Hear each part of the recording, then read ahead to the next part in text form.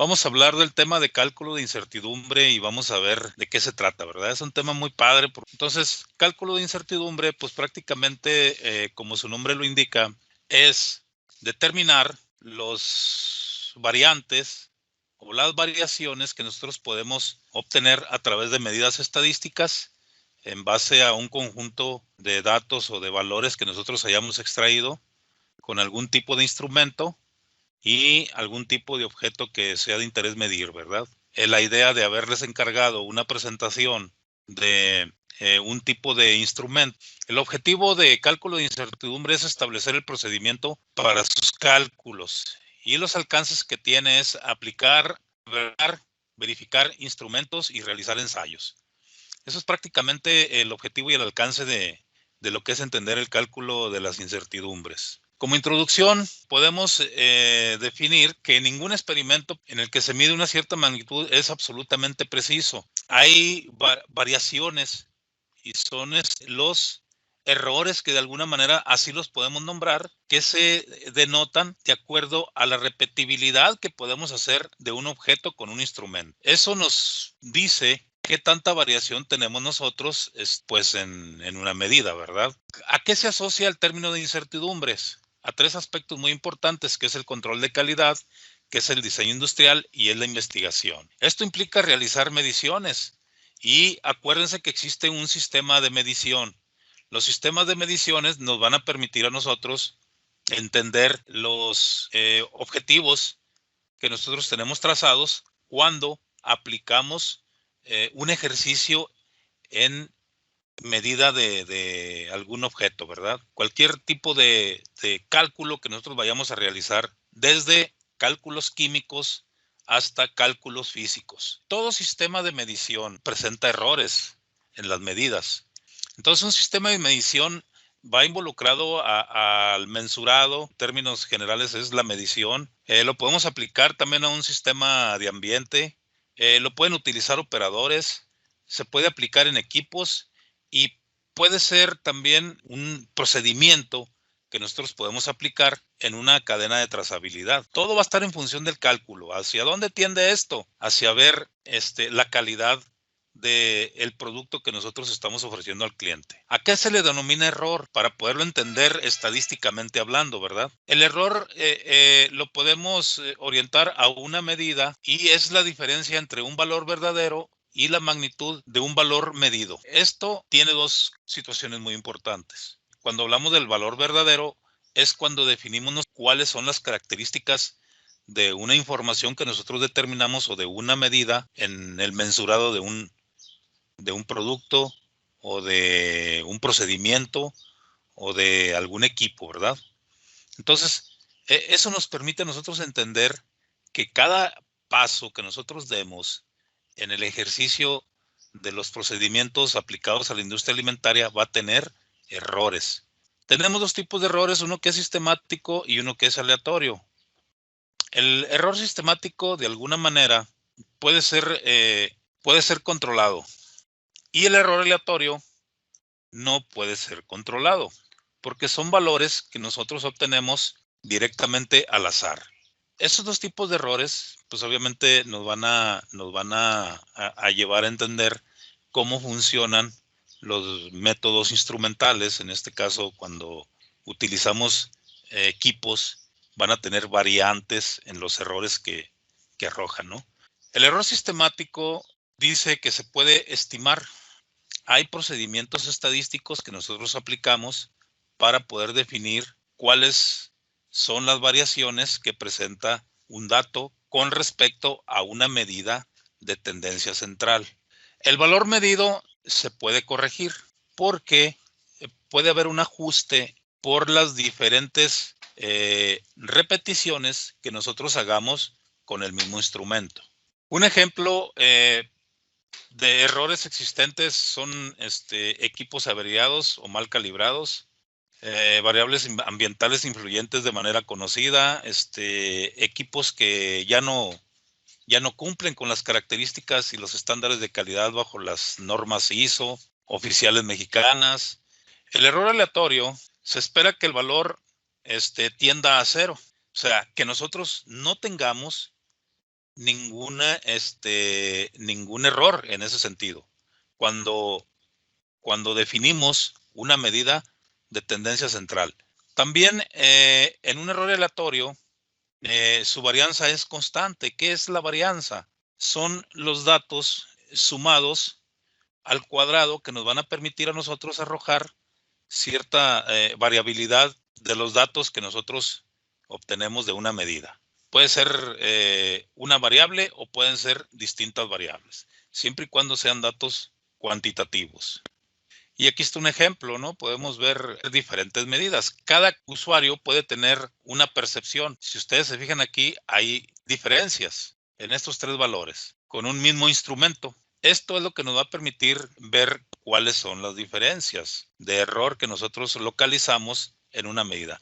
Al final de cuentas, la incertidumbre es prácticamente el error que nosotros detectamos al momento de realizar todas esas mediciones. ¿Cuáles son las fuentes de incertidumbre? Límite en la resolución del instrumento de medidas. Los manuales van a ser muy indispensables en ese sentido. Hay que revisar cuáles son los límites de variación que tiene un instrumento cuando lo utilizamos para medir productos o cualquier otro objeto que sea de interés. Puede haber desviaciones personales en la lectura de instrumentos análogos, o sea, del entrenamiento que tenga la persona que va a realizar las medidas. Y obviamente hay que ser muy tácticos cuando medimos todo tipo de objetos con algún tipo de instrumento. También pueden ser valores inexactos de los patrones y materiales de referencia utilizados. Los valores inexactos, pues obviamente es cuando nosotros no aplicamos las variaciones de un instrumento cuando nosotros podemos fijarnos que en realidad pudo haber habido un error de precisión. Ahí es muy importante cuando hacemos ese tipo de medidas porque son pequeñas medidas para poder realizar cálculos. Eso es lo que le llaman regularmente cálculos indirectos, ¿sí? Un cálculo directo es aquel que directamente hacemos en un objeto o en un producto. También tenemos aproximaciones e hipótesis incorporadas en el método y el procedimiento. Eso va a depender muchísimo de los objetivos que establezcamos en un estudio. Una definición incompleta del mensurado también puede ser una fuente de incertidumbre. Efectos desconocidos de las condiciones ambientales también puede ser una fuente de incertidumbre. Y finalmente, valores inexactos de constantes y otros parámetros de fuentes externas que a lo mejor no puedan venir bien especificados. Tenemos clases de medidas también, medidas directas y medidas indirectas. Ahorita les comentaba cuáles son las medidas directas y cuáles son las medidas indirectas. Las medidas directas son aquellas que aplicamos directamente con el instrumento a un objeto y obtenemos un valor. Y las medidas indirectas van a llevar un procedimiento, un cálculo que nos va a permitir definir un dato que nos va a generar la información. ¿Cómo lo hacemos? Pues aquí está un ejemplo de medidas directas, ¿no? Cuando utilizamos un vernier o una regla o una báscula para un peso de masa de algún objeto. Y las medidas indirectas son aquellas que de alguna manera podemos obtener a través de un cálculo. ¿Para qué sirven las fuentes de incertidumbre? Pueden ser aplicadas a diseños industriales, procesos de fabricación, controles de calidad, un grado de aceptabilidad bajo una norma oficial. ¿Cuáles son los criterios de seguridad para poder nosotros definir o aceptar si realmente lo que estamos haciendo en términos de cálculos de incertidumbre es adecuado? Esto nos permite a nosotros mejorar los procedimientos de calidad. Hay tolerancias también. Por eso actualmente ya todo el tipo de instrumental que nosotros utilizamos pues viene ya de una manera digital, ¿verdad? Los cambios tecnológicos nos han permitido mejorar los procedimientos que nosotros aplicamos en un sistema de trazabilidad. ¿Cómo se puede medir un conjunto de medidas donde nosotros vamos a definir un grado de incertidumbre? Tenemos tolerancias de los instrumentos. Tenemos una zona de conformidad cuando nosotros realizamos cálculos. Tenemos límites superiores del error y tenemos límites inferiores del error. Tenemos una desviación estándar que nos va a permitir definir la zona de conformidad que nosotros establecemos a través de una medida. Esto es lo que nos va a nosotros a entender cómo se aplican estos procedimientos. El tipo de incertidumbre A, ¿cuándo se utiliza? Cuando se han realizado N observaciones. ¿Qué significan N observaciones? El número de observaciones que nosotros hacemos en un conjunto de datos. Pero eso va a depender mucho. N mayúscula regularmente representa una población y N minúscula regularmente representa a una muestra. Cuando se han realizado N observaciones independientes de una de las magnitudes de entrada bajo las mismas condiciones de medida. Eso es cuando se utiliza una incertidumbre de tipo A. Dos aspectos muy importantes. Cuando una medida se repite en las mismas condiciones, puede observarse una dispersión o una fluctuación, porque no vamos a ser exactos. Aún implementando el mismo instrumento y en el mismo objeto, podemos tener una variante de error. Hay medidas que le llaman medidas de dispersión, desde cómo se van a comportar los datos con respecto a una medida constante. En este caso, la media, la moda o la mediana. Esas son medidas constantes porque se obtienen a través de un conjunto de datos o de medidas que nosotros realizamos en un objeto o en un producto. Dice, la incertidumbre de una magnitud de entrada se estima en base a la dispersión de los resultados individuales. Tenemos gráficas de dispersión, no nos dicen tanto hasta que calculamos realmente el coeficiente que me permite definir qué porcentaje de dispersión tienen esos datos con respecto a esa constante que estamos platicando. ¿Cuál es el método general? El método general siempre empieza con una media, ¿verdad? Dice, para una serie de medidas efectuadas en condiciones de repetitividad compuesta de n medidas, n mayor que 1, el valor estimado del valor verdadero de una magnitud viene dado por la media aritmética. La media aritmética siempre va a estar definida por la X. Esta siempre va a ser igual a la media de la muestra, obviamente. Pero también tenemos U, que esto es una media de la población. ¿Para qué nos sirve la media aritmética? Vamos a ver qué significa.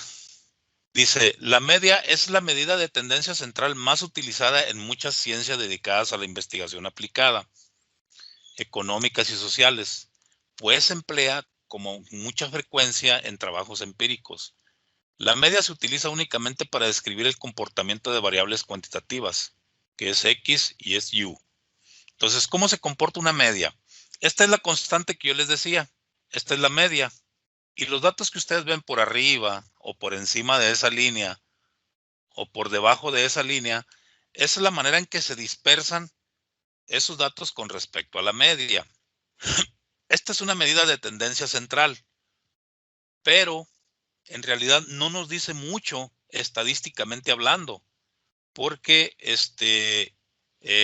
podemos tener datos extremos que pueden afectar, un dato extremo puede afectar directamente la media. Eso es importante comprenderlo. La varianza experimental, esta nos va a permitir definir la dispersión de los resultados con respecto a la medición y entender la magnitud de entrada que tienen estos valores que vamos a obtener de ese conjunto de variables, Pueden ser variables independientes o pueden ser variables dependientes. Esto va a tener mucho sentido siempre y cuando definamos las características de esas variables, ¿verdad? Y acuérdense, tienen que ser cuantitativas. Entonces, la varianza experimental se va a definir como la S al cuadrado, que también va a estar representada por X igual a 1 entre n menos 1 por la sumatoria de la suma de cuadrados entre la media y el valor XI. Y significa iésimo valor.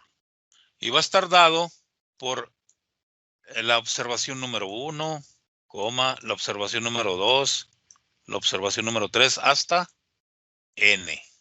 Este símbolo que vemos aquí, pues obviamente es la media, que es una de las medidas constantes que nosotros tenemos para poder representar esos datos. Entonces tenemos, esta es la varianza experimental y esto es nuestra varianza normal.